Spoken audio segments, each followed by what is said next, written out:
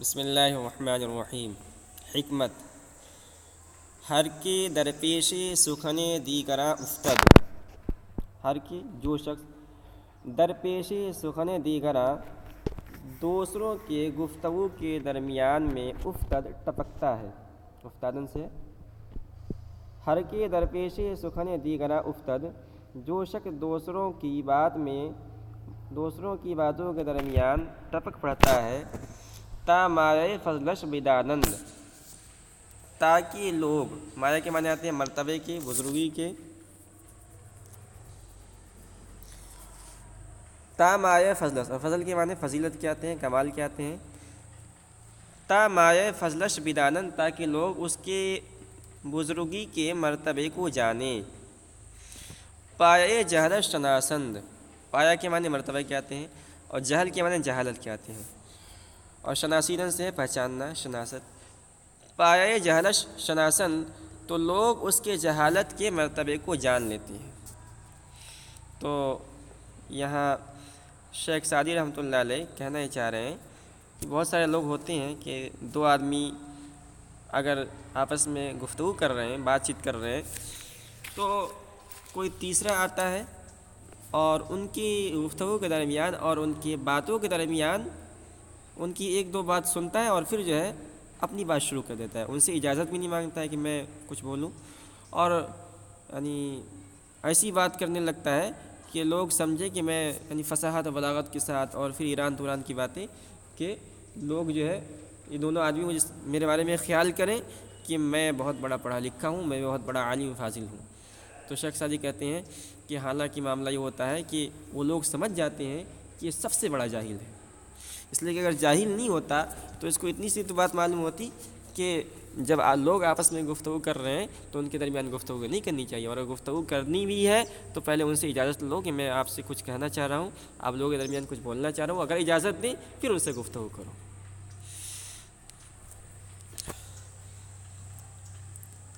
آگے ایک قطعہ ہے اس کے اور شعر ہے، اور شعر کے اندر یہی مضمون ہے: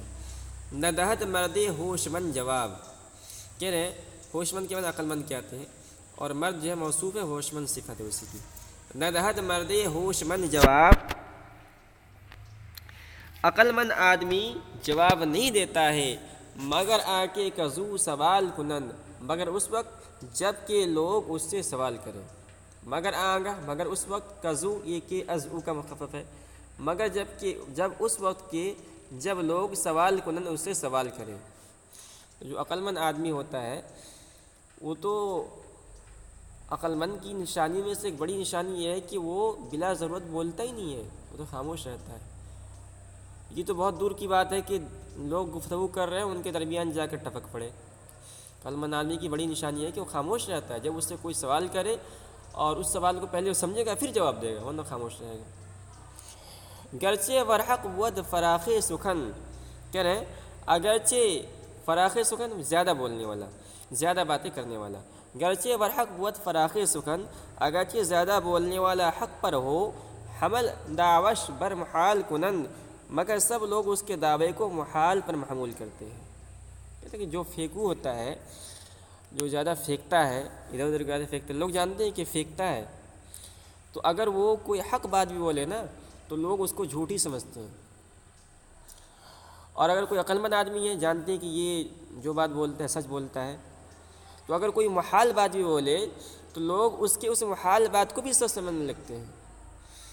تو کہنے کا مطلب یہ ہے کہ ایک تو آدمی کو زیادہ نہیں بولنا چاہیے، اور دوسری بات یہ ہے کہ اگر لوگ آپس میں بات چیت کر رہے ہوں تو وہاں جا کر اپنی فصاحت بلاغت، اپنی بڑائی کا اظہار کرنے کے لیے باتیں نہیں چھیڑ دینی چاہیے، بلکہ پہلے جائے آدمی جا کر خاموش رہے، اور پھر ان سے سلام کلام کرنے کے بعد ان سے پھر اجازت طلب کرے بولنے کی، پھر جب اجازت ملے تو بولے۔ آگے حکمت: ریش درون جامہ داشتم،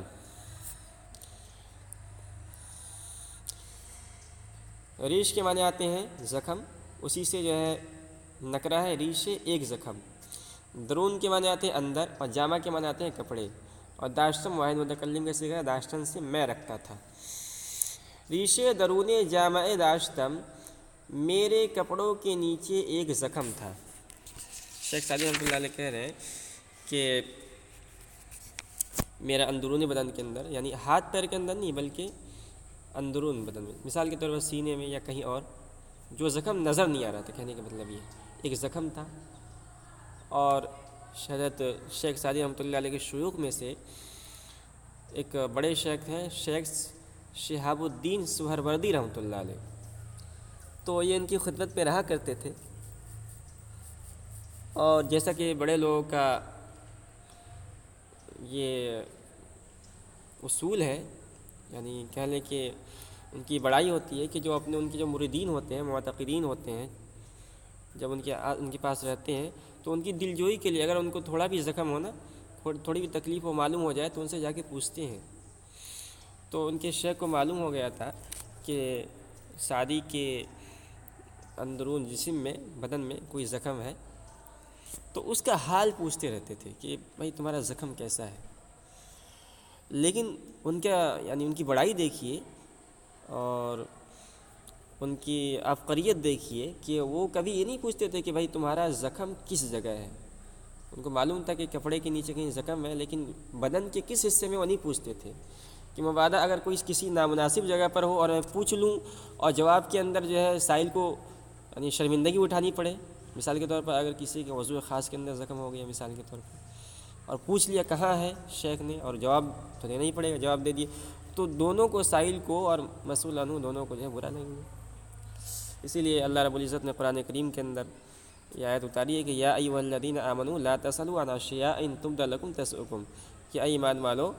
تم ایسے سوالات نہ کرو کہ اگر تمہیں سوال کا جواب ملے تو برا معلوم ہو. حضور پاک صلی اللہ علیہ وسلم کو اللہ وحی کے ذریعے سے سب باتیں معلوم ہو جاتی تھی. تو کسی نے جو ہے سوال کر دیا تھا کہ فلاں آدمی کا باپ کون ہے. اب اگر حضور پاک صلی اللہ علیہ وسلم، تو اللہ تعالیٰ نے ان کو جو ہے بہت سارے غیب کا علم دیا تھا، تو اگر حضور پاک صلی اللہ علیہ وسلم جو ہے پر وحی آ جاتی اسی وقت اور اس کا باپ حقیقتاً وہ نہ ہوتا جس کو لوگ جانتے ہیں اور حضور جواب دے دیتے تو اس کو شرمندگی اٹھانی پڑتی. تو اللہ تعالیٰ یاد اتاری کہ ایسے سوالات نہیں کرنے چاہیے کہ جو ہے جس سے لوگ اگر ظاہر ہو جائے تو شرمندگی اٹھانی پڑے. تو اس نصیحت کا حاصل یہ ہے کہ ہمیں ایسے سوالات نہیں کرنی چاہیے کہ جس کا جواب اگر نامناسب ہو، جس کا جواب اگر ہمیں ملے تو برا لگے. ایسے سوالات نہیں کرنے چاہیے. سوال میں بھی سوچ سمجھ کے سوال کرنا چاہیے. ریشے درون جامہ داشتم، میرے کپڑوں کے نیچے ایک زخم تھا. وہ شیخ رحمۃ اللہ علیہ ہر روز پرسیدے، اور شیخ رحمۃ اللہ علیہ مجھ سے ہر روز پوچھتے. شیخ رحمۃ اللہ علیہ سمجھا شیخ شہاب الدین سہروردی رحمۃ اللہ علیہ کہ چوں است کہ وہ زخم کیسا ہے. وہ نہ پرسیدے کہ کجاست، لیکن یہ نہیں پوچھتے تھے کہ کہاں ہے. اب شیخ سعدی کہتے ہیں دانستم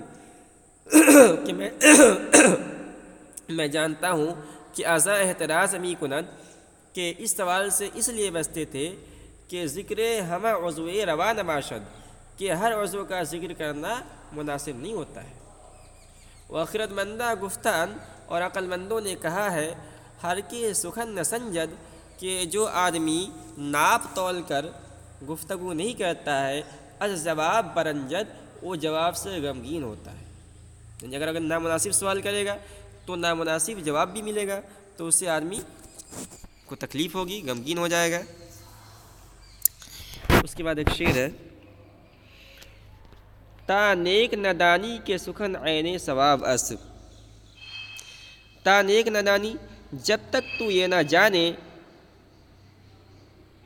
کہ سخن عین ثواب است،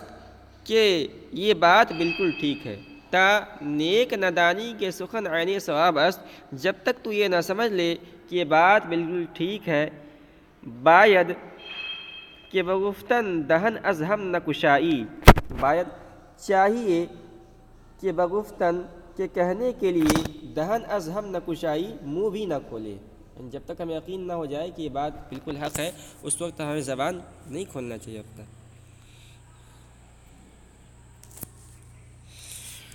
کہ اگر راز سخن گوئی و در بند بمانی، کہ اگر تو سچ بات کہے، کہ اگر راز سخن گوئی، کہ اگر تو سچ بات کہے، و در بند بمانی، اور قید میں رہے، بزانے کے دروغت دہد از بند رہائی، یہ اس سے بہتر ہے کہ دروغت دہد کہ تیرا جھوٹ،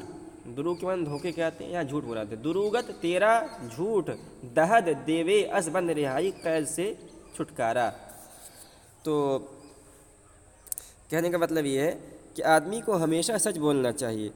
اگرچہ مصیبت اٹھانی پڑے، اس شعر کا مطلب یہ ہے۔ اور جو شیخ سعدی رحمۃ اللہ علیہ نے اپنا واقعہ سنایا اس کا مطلب یہ ہے کہ آدمی کو ہمیشہ سوچ سمجھ کر سوال کرنا چاہیے، سوچ سمجھ کے بات کرنی چاہیے، تاکہ آدمی نہ خود رنجیدہ ہو اور نہ دوسرے کو شرمندہ کرے۔